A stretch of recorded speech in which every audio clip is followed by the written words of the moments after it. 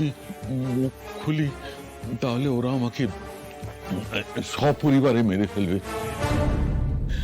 সেই ভয় হুজুর আমি মুখ খুলিনি।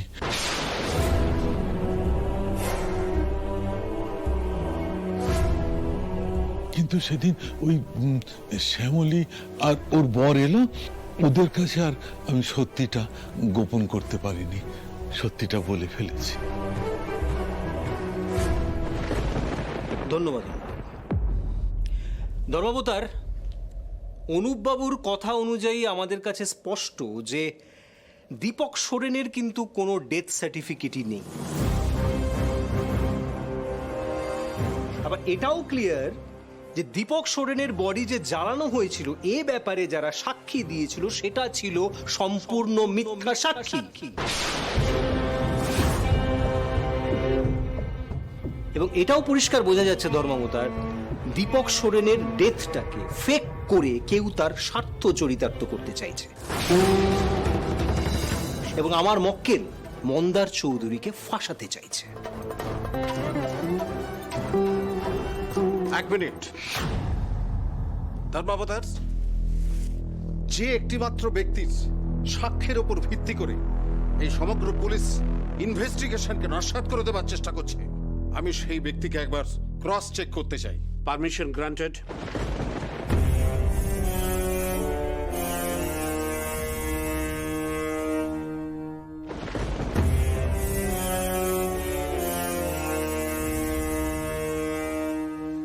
অনুপবাবু, আপনি শ্যামলী দেবীর কাছে স্বীকার করেছেন যে দীপক সোরেনের ডেড বডি আপনি দেখেননি।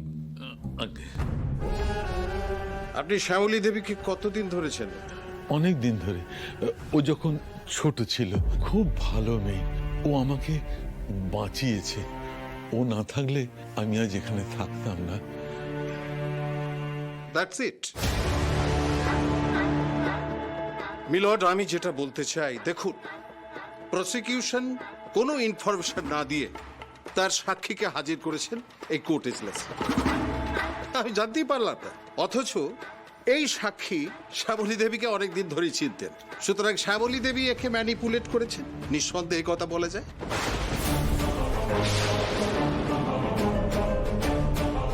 যেহেতু এই সাক্ষী শ্যামলী দেবীর কাছে বহুদিন দয়া ভিক্ষা করেছেন, অনুগ্রহ পুষ্ট হয়েছেন, তাই উনি কৃতজ্ঞ। আর সেই কৃতজ্ঞ চিত্তে শ্যামলী দেবী যা বলেছেন, শ্যামলী দেবীর কথা অনুযায়ী এই সাক্ষী তাই করেছেন।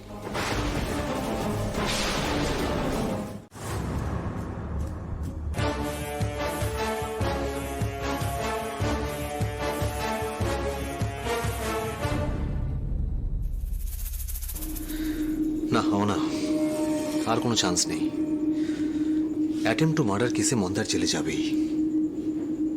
শোনো, তুমি বরং এখানে থাকো, আমি একটা কাজ ছেড়ে আসছি।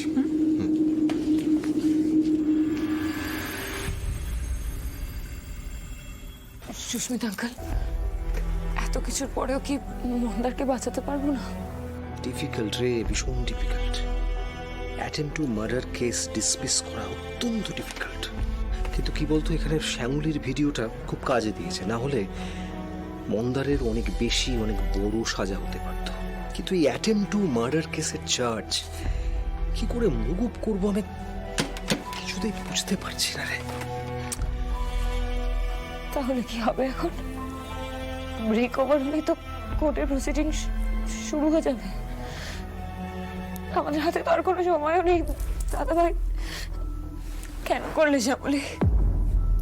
কেন করলে তুমি এরকম? কেন মন্দারকে সারেন্ডার করতে বললে? দেখতে পাচ্ছ তো মন্দারকে আইনের হাত থেকে রক্ষা করার কোনো উপায় নেই। কেন করলে তুমি আমার সাথে এরকম? কেন মন্দারের জীবন থেকে ওর প্রাইম ইয়ার্স গুলো জেলে কাটানোর ব্যবস্থা করে দিলে? কেন শ্যামলী, কেন? দেখলি দাদা ভাই, তুই দেখলি শ্যামলী চলে গেল, ও কোর্টরুম থেকে চলে গেল। যে দেখলো আর কিছু করার নেই, শ্যামলী দায়িত্ব এড়িয়ে চলে গেল। দাদা ভাই দাঁড়া রূপ, শান্ত। শ্যামলীকে চিনিস না তুই? ও কি এত সহজে হাল ছেড়ে দেওয়ার মানুষ? আর কি হাল ধরবে ও? সব তো শেষ হয়ে গেল, সব শেষ হয়ে গেল দাদা ভাই, সব শেষ হয়ে গেল। আমি জানি শ্যামলী আপনি কেন বাইরে গেলেন। আমি শুধু চাই সব কিছু যেন ঠিকঠাকভাবে হয়।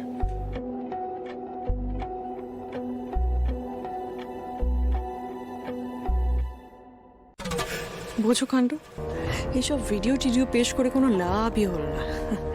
অমনি লেজ গুটিয়ে পালালো। আসলে শ্যামলী না পালিয়ে যাবে কোথায়? কি প্রমাণ আছে ওর কাছে? কিচ্ছু নেই। মন্দার জেলেই যাবেই। উফ বাবা, ফাইনালি একটা ভালো দিন দেখতে চলেছি আমরা।